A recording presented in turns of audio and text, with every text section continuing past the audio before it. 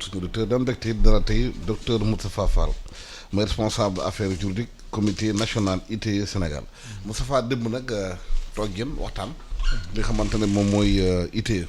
di wax ci mbirum rapport bi ngeen def rapport bi naka lañ ko mën ko faram-fàccee.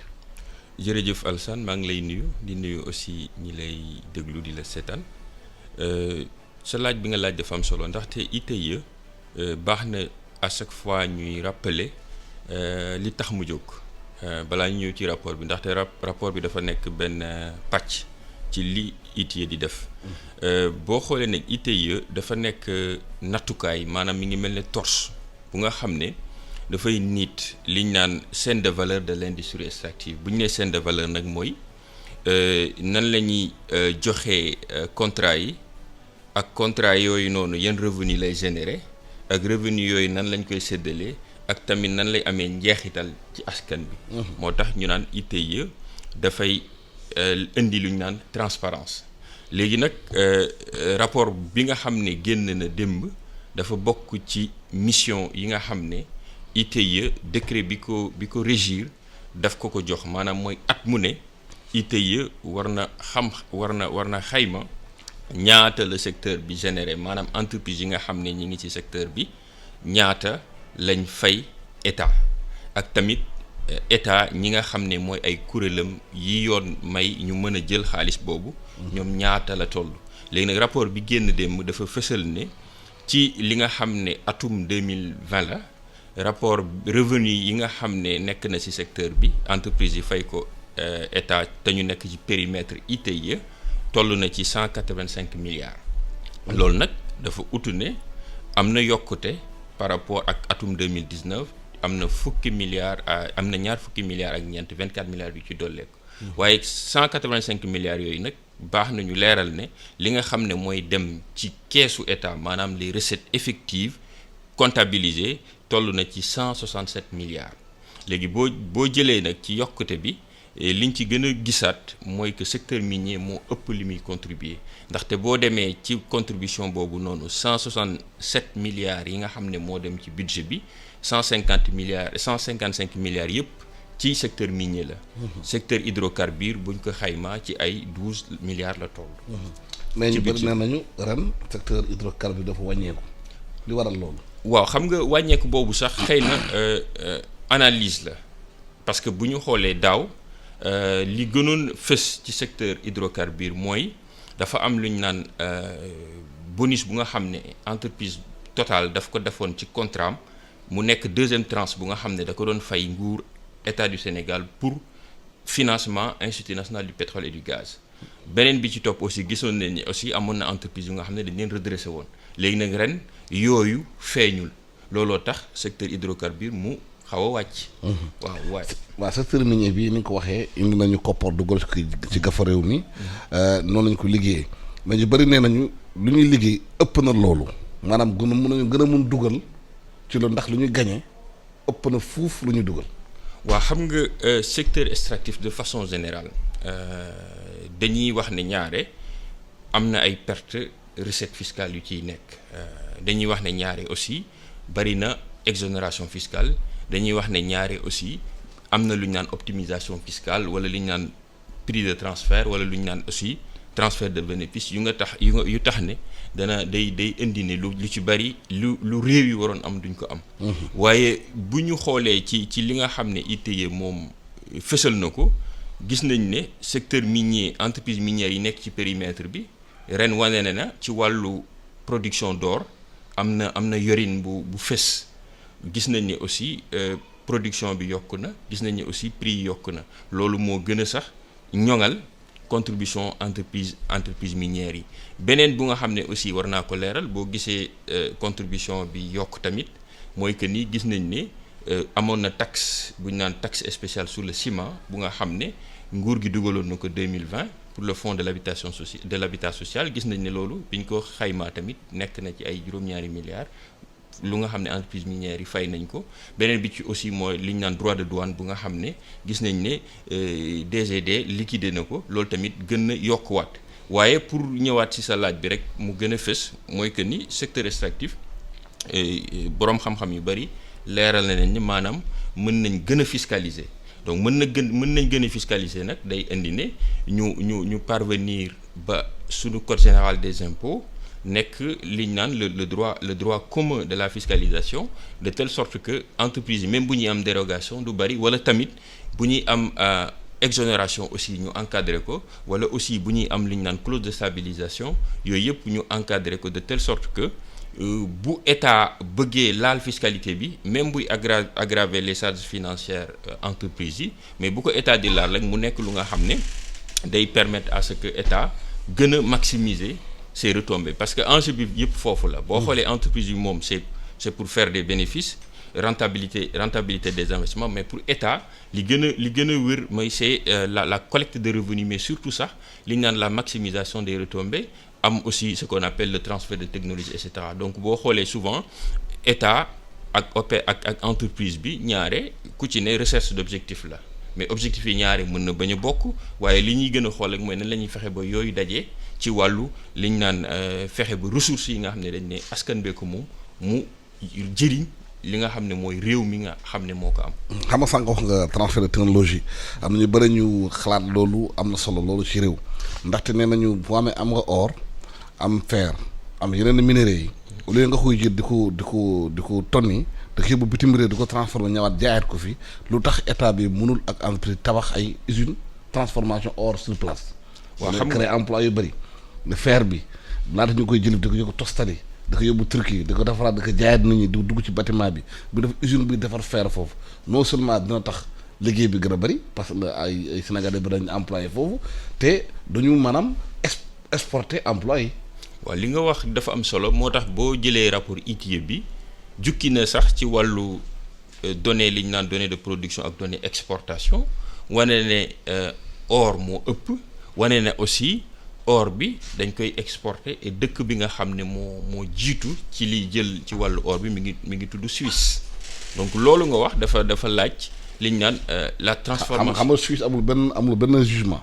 Suisse amul benn puits d'or, waaye bu ñu jot suñu or bi bëgg ba Suisse defar ko indiwaat ko ñu koy jaayaat, mais dañ ko defar fii. waaw li nga wax mooy dafa reposer wu sur la capacité technique et financière du pays. xam nga mi ngi mel ne tey jii modèle de contrat yi nga xam ne sax boo demee secteur hydrocarbures. est-ce que loolu mën na ko dugal ci contrat yi. waaw xam nga boo xoolee type de contrat bu dee secteur des hydrocarbures bi ñu am dañ ne contrat partage production, foofu état bi maanaam day garder ce qu'on appelle la propriété des ressources, da koy téye,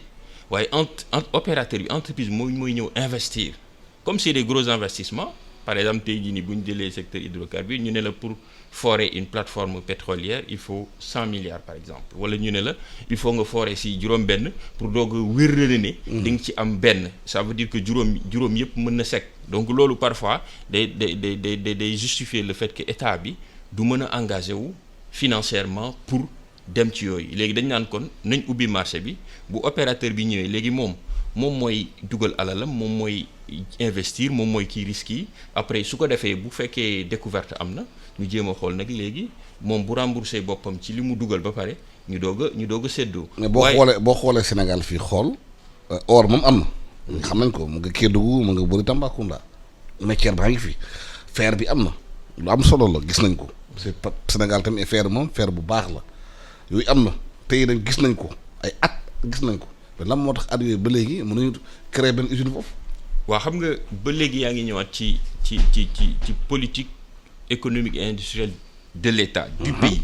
xam nga option fondamentale dafa baax. Tey ji boo xoolee secteur minier, enjeu bi gën a am solo te autorités yi di ko wax souvent, c'est le contrôle de la production. xam nga tey jii nii buñ nee découverte de la production te buñ nee production dañuy xalaat li ñu naan impôt bu ñu naan redevance. redevance à part impôt sur les sociétés bokk nekk na ci impôt bi gën a am solo. Loolu maanaam mooy alal état pour mu mën a financer son développement, mais redevance boobu noonu pour nga mën ko calculer il faut nga xam entreprise bi ñaata la produire. boo déggee jamono yi autorités yi ñi ngi gën a wax naan drone la ñuy xalaata yundi pour mu dem di caytu di gën a pousser contrôle bi et cetera. Te loolu tamit day nekkaat beneen point ci secteur hydrocarbure boo demee lu ñu naan recouvrement des coûts pétroliers,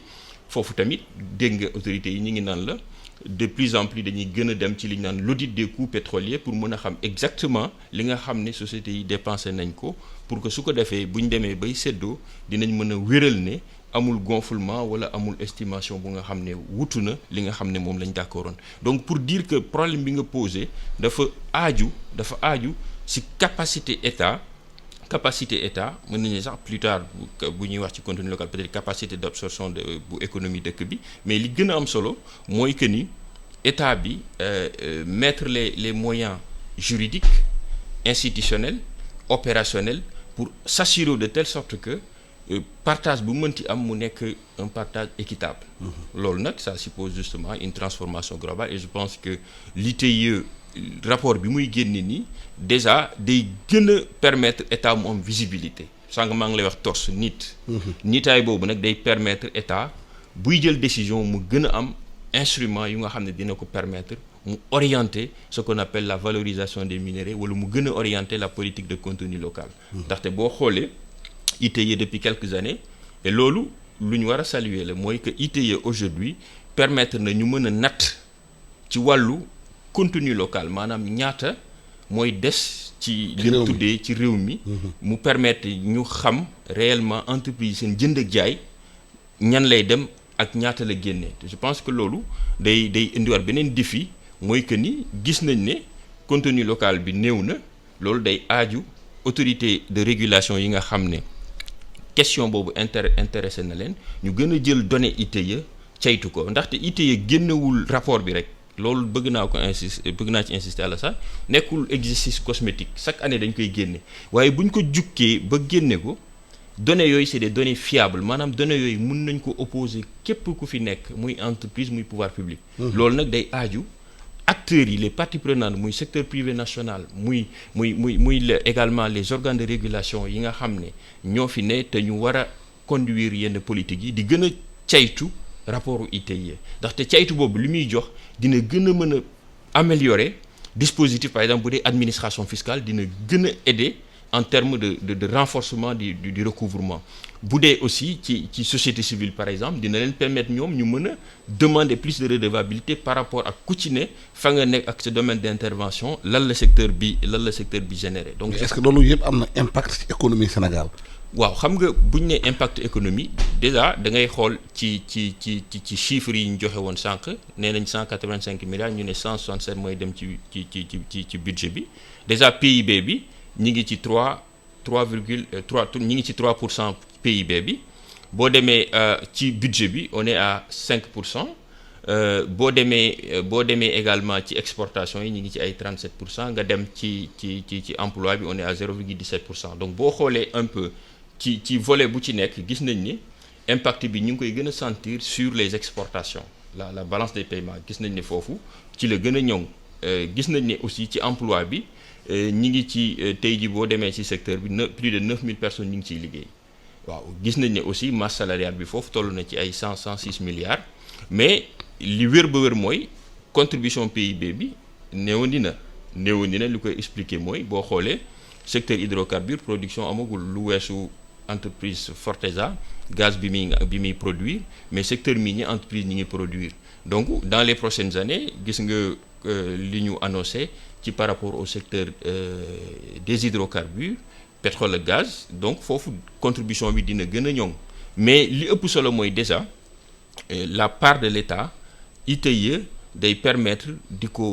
day permettre nit ñi di ko xam, te loolu day gën a garantir la traçabilité, ñu xam ne suuf si lii la génne, état lii la ci am, ak état tamit nii la koy. est-ce que yéen seen liggéey permettre lan maanaam boo leen xamee ñaata moo dugg ci gafa réew mi nga def suivi bi xam xaalis bu dugg ci gafa réew mi fan la jëm? waaw loolu dafa nekk liggéey bu am solo. Xam nga ITIE bu génnee maanaam bu ñu nee 150 milliards dugg na ci gafa réew mi ngeen tracé ko xam 150 milliards ci budget bi fan lañ ko dugal. waaw, xam nga loolu dafa uddu Cour des comptes du Sénégal dafa yàgg doon insister naan moom dafay gën a wax ne liggéey bi ITIE di def nañ assurer de telle sorte que recettes yi mu mën a traçable. bu ñu nee traçable nag bu xasee bu dugg ci gaf ak état ñu mën ko topp, maanaam moom benn ligne bu nga xam ne danaan lii mooy industrie extractive. Léegi utilisation boobu ngay wax, xam nga société civile bi xam nga aussi liñ naan acteurs yi buñ nee lii la communauté yi am lii par exemple lii la communauté am léegi acteurs yooyu noonu ñoom dañoo am responsabilité topp ko mooy waral souvent activité de dissémination yi ñuy def di gën a fësal li génn waaye utilisation boobu loolu budget état la et état moom mooy définir la politique budgétaire pour jéem a xool lu ci nekk nan lay fësee loolu day aju ci beneen ponk rek bu aujourd'hui nit ñi di gën a discuter buñ nee xaalis bi budgétiser nañ ko ci dugg na affecté nañ ko léegi nañ fexe ba secteur bi ne ñu xam ñaata pourcentage moo fa dem mais loolu je pense que c'est des options budgétaires que les autorités pourront faire mais ce qui est clair que traçabilité des revenus Cour des comptes sujet favori la te ITIE liggéey na ci de telle sorte que aujourd'hui ligne industrie extractive bu nga xam ne dina permettre dans le tableau des opérations financières de l'État ñu xam ñaata en tout cas ci sur le plan du suivi maintenant l'utilisation ce sera justement en fonction des répartitions que les autorités fixent. Est-ce que justement mbirum or bi ñu doon wax sànq bu ñu ko defoon usine bi transformé fii état bi da gën a am contrôle ci production bi parce que gis nañu réew comme Rwanda Botswana créé nañu usine nga xamante dañuy defar or seen dëkk. waaw mooy loolu question de souveraineté la Alassane pour man li gënoon mooy ñu am moyens yi ba maanaam du jar sax ngay ubbi marché bi ba keneen di ñëw di extrait di yóbbu loolu ça c'est vraiment l'idéal pour tout un pays mais comme waxoon naa la ko sànq day dépendre ci politique industrielle dëkk bi et je pense que boo xoolee la stratégie du contenu local bu ministère des mines décliné nga xool aussi les lettres de politique sectorielle bu ñu décliné je pense que dans la vision ils sont dans cette optique parce que bëgg nañ teg li ñu naan service géologique bu nga xam ne aussi moom day permettre état bi gën a xam sous-solam gën ko valoriser gis nga aussi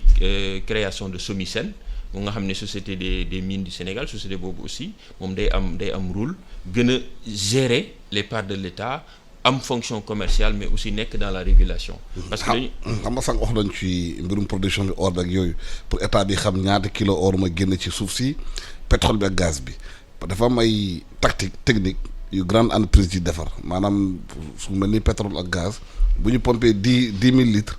déclaré la 2000 litres la ñu pompé yooyu bu amul ay ñu xarañ mun a taxaw foofu contrôler toq litre bu nekk ñaata la problème la te état yi amuñu ñen saa doole boobu. waaw xam nga boo suivre concertation bi am fan yii la ñu génn ci Diamniadio njiitu réew mi dafa yëkkati kàddu ne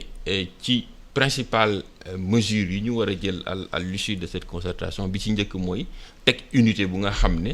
dafay surveiller les quantités dafa wàcc plateforme voilà les quantités extraites bu ñu nee di dindi pétrole bi. waaw ñu xam ñaata litre nga dugal. parce que mën ngaa dugal 20 litres déclarer 3 litres. waaw loolu mooy justement. capacité bi fa lay jógee ju bëri capacité état pour mën a contrôler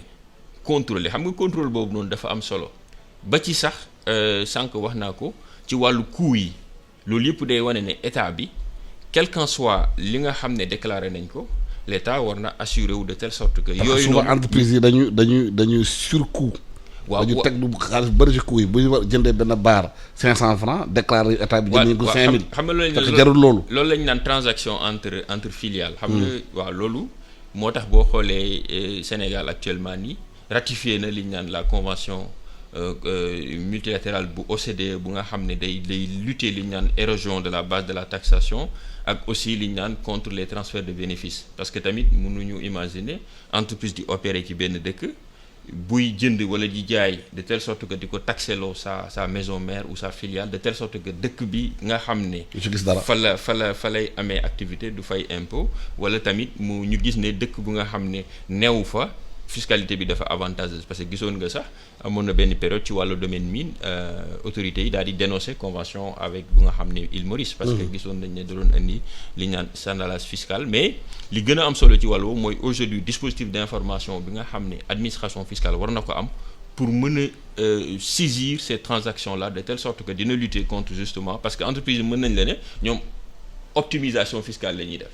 bon est-ce que optimisation fiscale fraude la est-ce que évasion la et cetera mais tout compte fait l'État doit avoir un dispositif à travers surtout l'administration fiscale. dafa laaj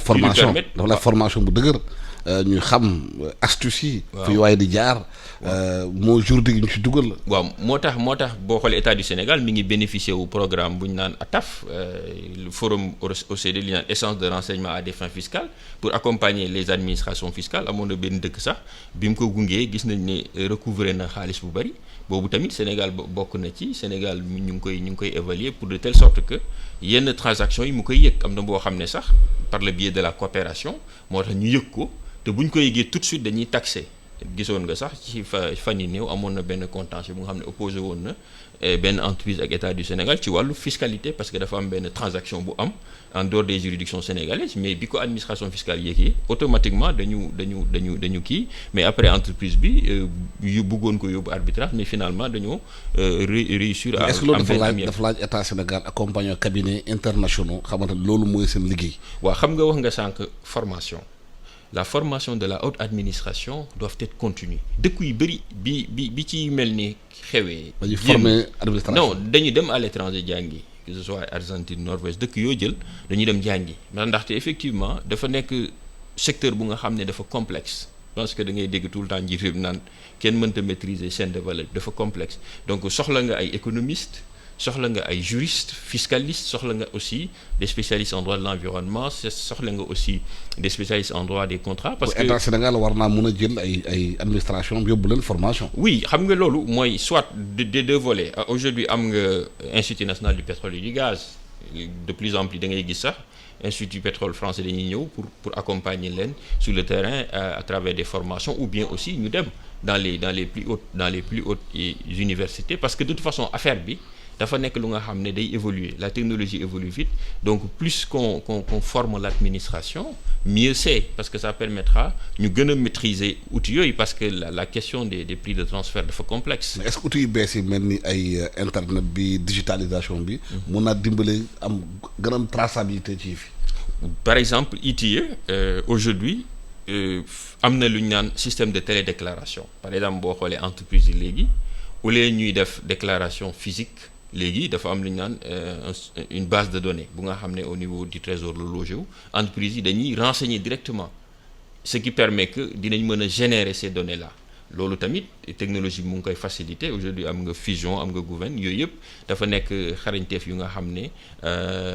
sur le plan de la déclaration des données ITIE mu ngi koy. est-ce que da ngeen mën def contrôle mu déclarer est-ce que am na mbaa amut. waaw justement fausse déclaration waaw contrôle boobu nag mooy que ni ITIE. bu entreprise yi déclaré danaan leen damaa teg ñaari mbir seen ndodd boo leen déclaré il faut ngeen jël auditeur externe buy wax ne. certifié lii mooy dëgg. ensuite il faut que tamit ngeen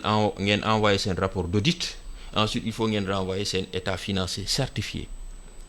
boobu mooy ci wàllu ndodd entreprise yi. ci wàllu nag ndodd li ñu naan kuréelu état muy mel ne impôt muy mel ne trésor muy mel ne mine muy mel ne également douane. dañ naan leen yéen seen données yooyu ngeen wax ne effectivement loolu la entreprise yi fay da ngeen koy yóbbu Cour des comptes boo leen ko yóbbee ci Cour des comptes Cour des comptes moom daa di wër ak kuréelam toog ne bu defee audit bu defee xool caytu ne effectivement lii nii moom moo dem au niveau du trésor public maanaam effectivement